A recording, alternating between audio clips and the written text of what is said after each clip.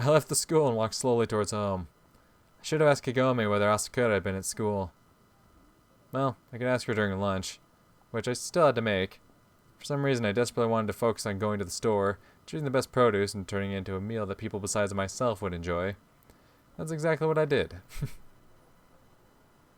Shopping always makes you feel better, even if it's only for food. I returned home from the store, loaded with groceries. In order for Kagome to truly show her cooking skills, she needs supplies. Strangely enough, Maruyuki-san's shoes weren't in the hall. But the bags, their weight pleasantly pulling on my hands, didn't let me focus too much on that fact. I hopped into the kitchen and froze. Sitting casually at the table, legs crossed, was Irina.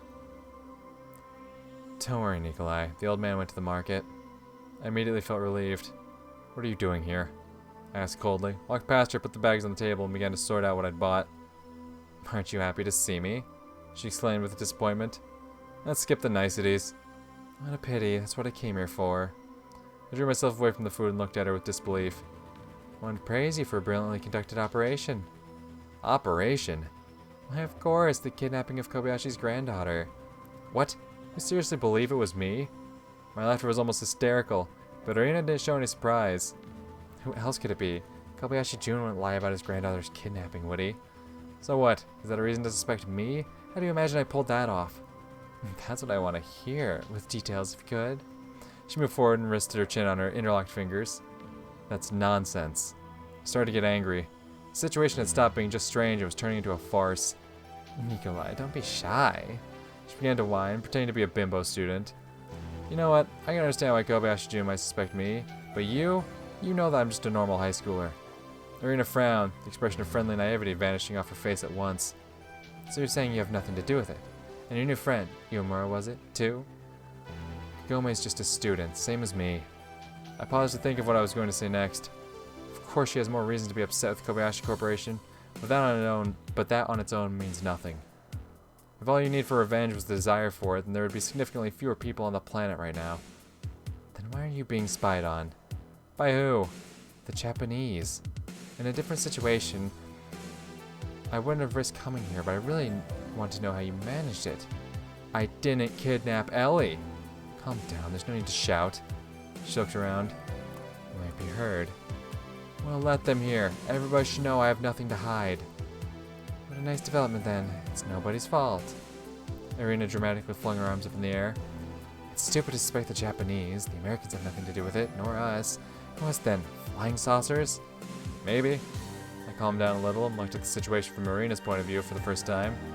It did seem pretty strange. I could just have assumed that an accident happened to her, if not for the note. You know about that too? Kobayashi Jun really wants his granddaughter back. His actions were hard not to notice. So Nikolai, I was sure it was you. She made a pause and then smiled cunningly.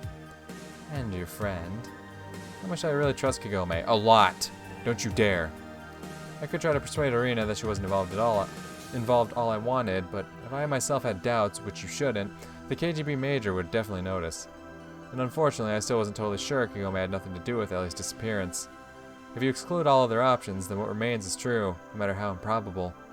No way I could tell that to Irina, though. You could as well be blaming Asakura and Kawashima's gang, Ellie's school friends. They haven't had the greatest relationship recently. They're most likely the ones who set Kagome's restaurant on fire. What? Really? Irina showed seemingly genuine interest. You can find out yourself. Asakura's from my class, Kawashima's from Ellie's. There are a few others, but they aren't important. And what would they achieve by kidnapping her? And what would we achieve by doing that? Well, in the case of your friend, the motive is clear. She wants to get her father back. I tisked on reflex and immediately scolded myself for it. She was right. I had nothing to say back. I don't know their reasons. I don't know anything about the lives of people born with a silver spoon in their mouth. It's a fertile soil for developing your political literacy. Are you serious? I forgot all about the groceries I had to put into the fridge and walked to the table and sat down across from Irina, indicating as hard as I could that I wanted to finish the conversation as soon as possible. Well, Nikolai, I have to think about what you said. She reluctantly stood up and looked around, as if trying to find something in my kitchen. As I recall, I can get into the back alley from your yard. I sighed in desperation. Follow me, please. Once Irina was through the hole in the fence and out into the narrow path someone had left between the plots of land, I returned to the kitchen to think. So I'm under surveillance.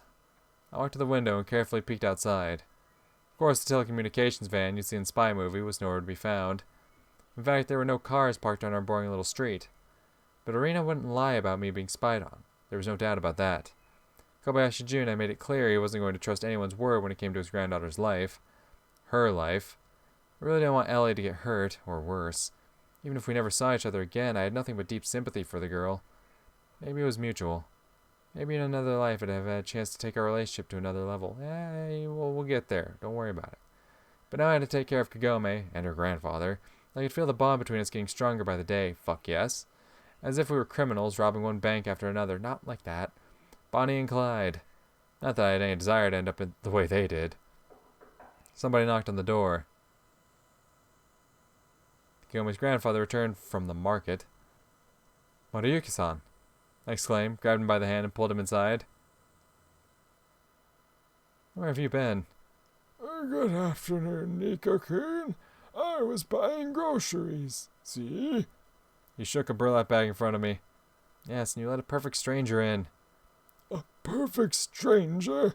You mean that lovely lady from social services? Social services? I smirked powerlessly. Well done, Irina. Yes, she told me we were being compensated for our property burning down and gave me 10,000 yen. Can you believe it?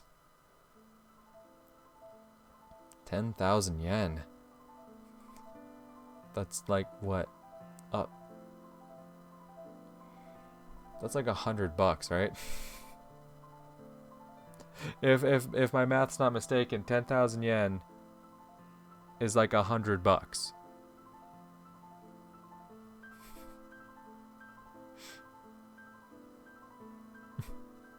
Damn, really compensating them, huh? I grumbled when we entered the kitchen. Didn't you think that that's too little for a burned down restaurant? Yeah, like 10,000, $100. Well, I was just happy the government remembered us at all. And you were surprised by the fact that the social worker wasn't Japanese? That did surprise me at first. He spent a moment in thought. But she was so polite and nice. I don't doubt it. I sat on the chair and turned away from him. The old half-wit would probably let burglars in without a second thought. "Maruyuki-san?" The old man responded, as if waking up. "Do you know..." I tried to formulate the question on the go. "Where Kagome has been going lately? She told me she looked for her father, but I want to ask if she might have any acquaintances or friends." Acquaintances? Friends? The old man put the bag on the table and sat in the chair Irina had just occupied 5 minutes ago. He folded his arms like a chess grandmaster thinking over his next move and started talking. I don't know much about Kagome-chan's life before she had moved to the restaurant. Her mother divorced Shinji when the girl was very young, and we'd almost never talked. If it had happened a couple of years later, Kagome-chan and I would have probably remained strangers. What did her mother die from? Sorry to ask. Cancer. Ah, She was very ill. I see. I was never quite good at expressing sympathy. I didn't know what to say in this sort of situation. I feel that. Should I have shouted about how sorry I was and tried to comfort him? Wouldn't that come across as insincere? Or maybe it was better to remain silent. But that'd be seen as heartless. Although the old man didn't react in any way to my casual "I see" and continued. Of course, Kagome-chan talked to her father, but I don't think she'd ever thought she'd need to move to our place. You see, she and her mother lived in Shirakan, and naturally such a change of environment can be a shock. In Shirakan? I repeated as if he'd just given me the solution to a problem I'd been trying to solve for a long time. What did Kagome's mother do for work? I don't really know. It was some sort of desk job, as I remember. That was pretty vague, but I decided not to pry further. Kagome-chan had just started at your school when it all happened. The illness was so sudden. Irina-san was so young. And she didn't leave anything? If they really used to live in Shirakan, I find it hard to believe Kagome's mother didn't leave any money behind. The funeral and other arrangements were handled by Shinji. And of course, I didn't know anything about Kagome's father, but I found it hard to believe he'd steal his ex-wife's fortune. Maybe, like many people did nowadays, they'd lived on tick.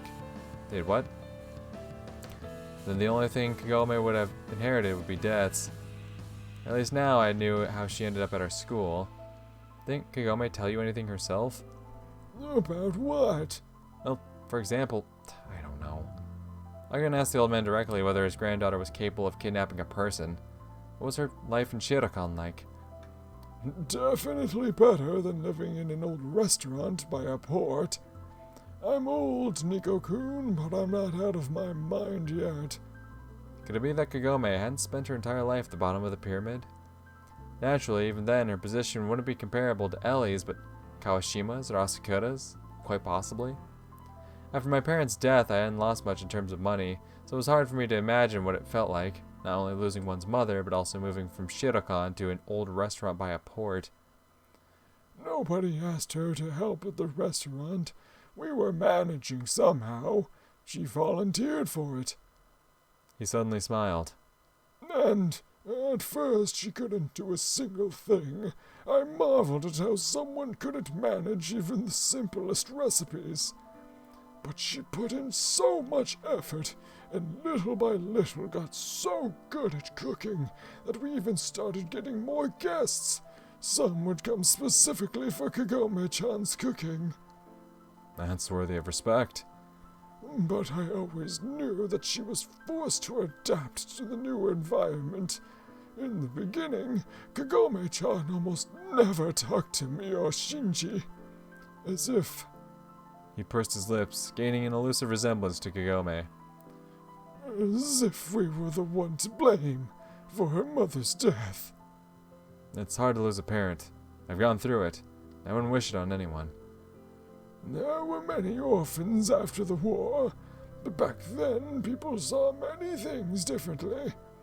Now you have TVs, telephones everywhere, rockets being launched into space. But in our time, people seem to be more genuine and kinder, I suppose. I'm sure everyone eventually thinks things used to be better in their time. Even when Shinji was little. Ugh. He stopped talking, so lost in his own thoughts, I couldn't even hope he'd return anytime soon. But then the old man suddenly raised his eyes, for the first time, clear and full of understanding.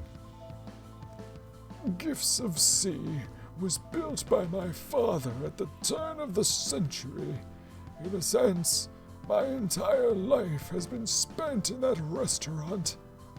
I don't know who would need me now or why.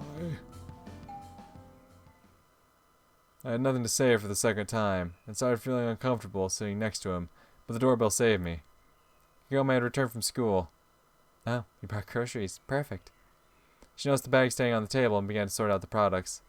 Kagome opened the fridge and found out it was full already. Are you preparing for war or what? Mariko-san seemed to be trapped in his memories of the past and couldn't quite switch from that difficult conversation to his daily life. I'll leave you young ones alone. The old man said, not addressing anyone in particular, stood up with an effort and walked to his room. What is it with him? Nostalgia. What were you talking about? Nothing in particular. I definitely needed time to digest all the new information about Kagome. Nico-san? She frowned. Ah, right, lunch. I was about to start cooking but forgot. How did you live without me? She smiled and grabbed the apron.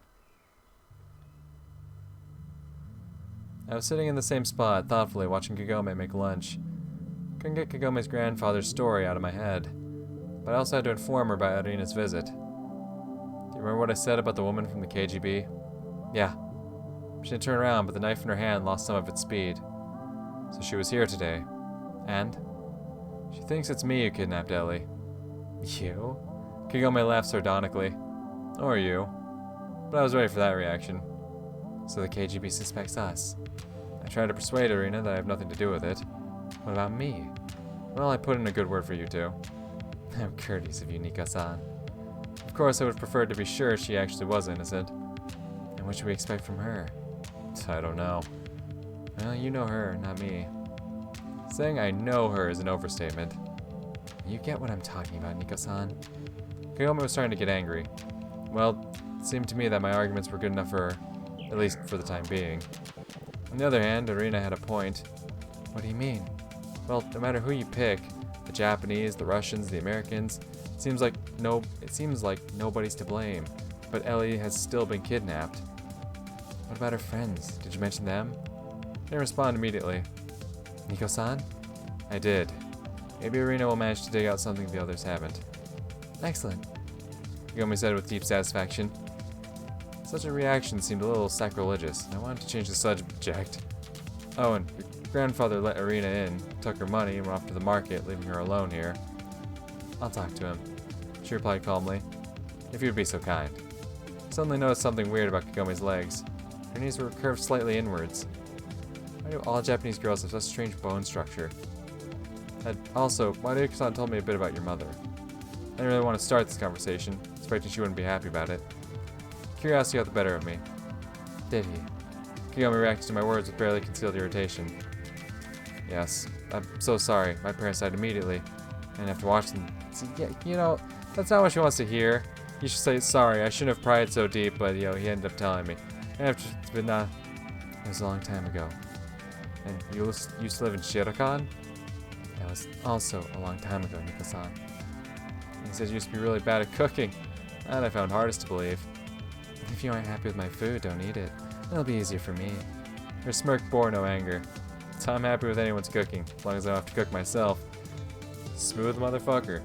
He lets her know that he's like, yeah, he told me some things, but he wraps it up with a nice little joke. Also, he told me he couldn't cook? What? That's crazy. Kagome suddenly drew herself away from making lunch, turned around, wiped her hands with a towel, and looked admonishingly at me. You know, Nico-san, if you ever want to compliment a girl, don't say anything like that. Yeah, and you're an expert on compliments. I laughed for no reason. Maybe I was different when I lived in Shirakan, but what would you know? Were you? What if? The water boiled, so she had to go back to cooking. It was hard for me to imagine that Kagome used to be different. We often smirk when we hear something along the lines of, I was slim when I was young. Could you ever imagine that fat slob as a fit young man?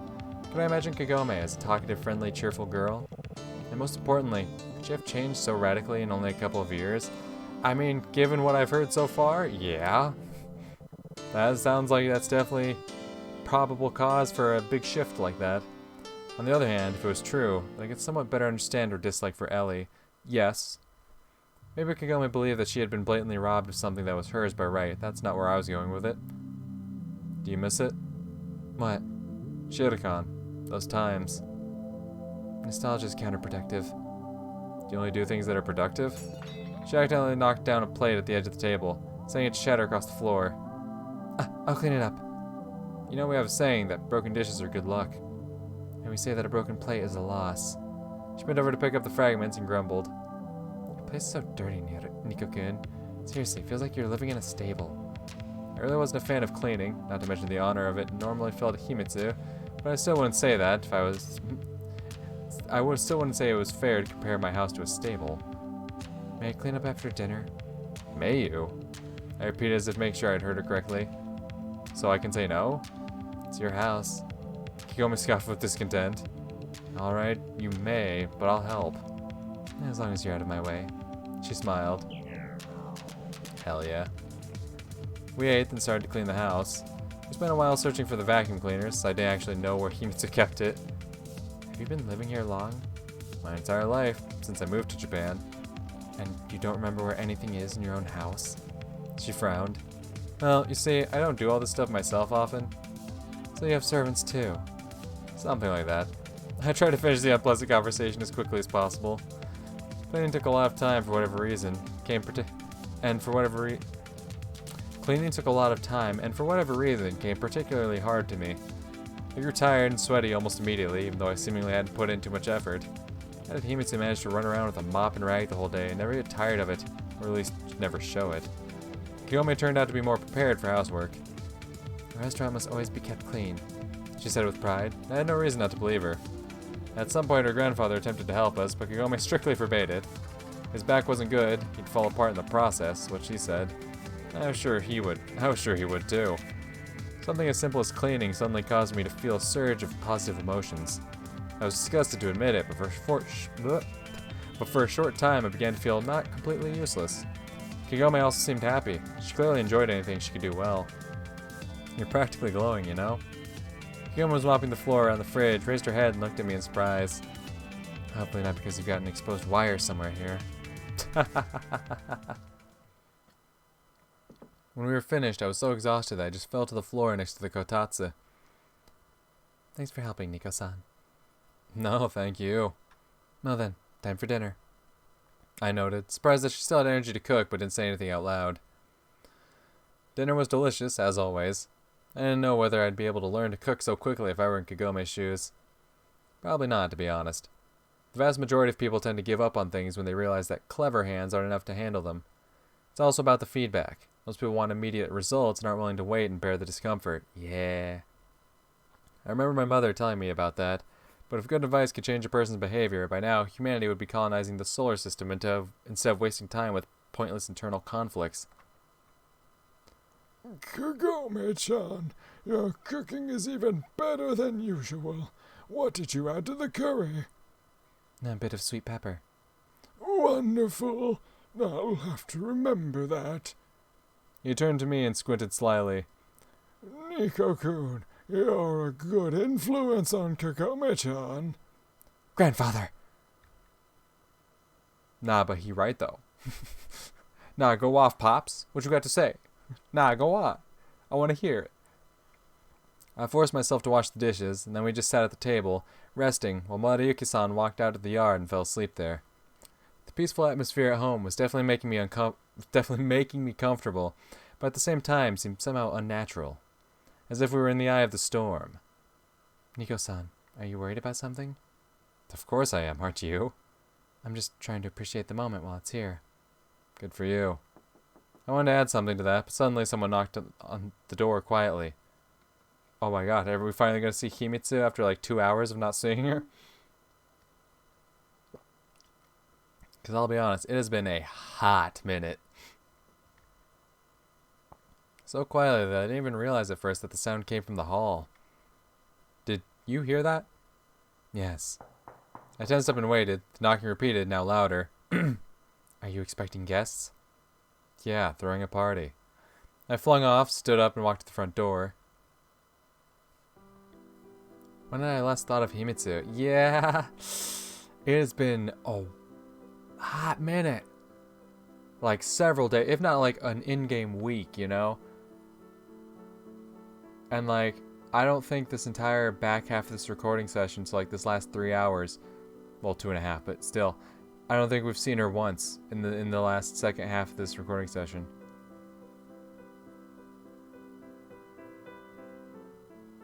My god. Himitsu is almost like... In fact, I think we've actually seen more of Catherine just in that park moment than we have of Himitsu.